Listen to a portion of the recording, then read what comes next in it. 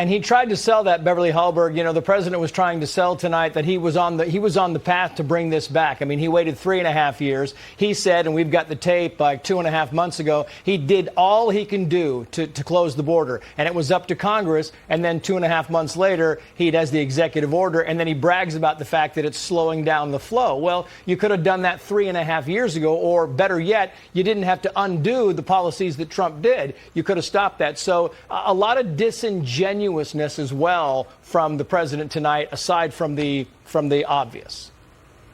And this is the problem that Biden has had the entire administration, is that he'll have a narrative saying that there is not a crisis at the border, that inflation is not as bad as it is. We're sold this message that things are better. The entire campaign and administration does that.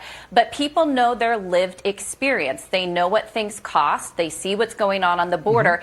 And I think the narratives, when it doesn't match reality, you don't believe it. So there's not a whole lot the president can say anymore about his record. The record is out there. I think this was about whether or not he had 4 years of fight left in him. That's what he failed on. And that's why Donald Trump really needs to focus on his style of delivery to win the suburban women vote. He needs to lay off the antics and the insults and focus on his record as president. Lee Carter, do the people you talk to, focus group people, get tired of hearing that everything is just great? Oh, they can't stand it.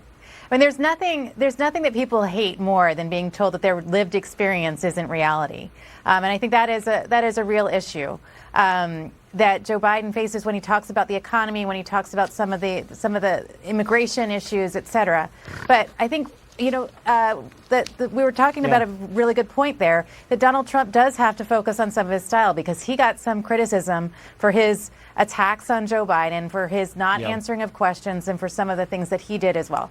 Okay, I got a minute left. I want your biggest moment of the night. Let's start with you, Lee Carter. The biggest moment of the night, I think, was when Joe Biden wasn't able to finish his opening statement. Yeah. Let's go with Elizabeth Pipko. I'd say the biggest moment of the night was when Joe Biden looked the American people in the eye and said that America is respected right now and that no one would mess with us, clearly forgetting the fact that 5 hostages are still being held, days 264 today, by a terrorist group in the Middle East. Kevin Walling, 5 seconds. Your top moment. The top moment was who has the better golf handicap between the former president and President Biden. Yeah, Beverly Hallberg.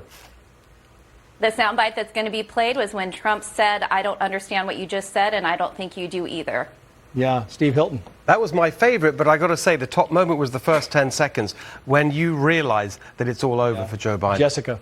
When President Biden disrespected the 13 Gold Star families that we have. That is our breaking news coverage of the debate. We'll see you back here tomorrow night.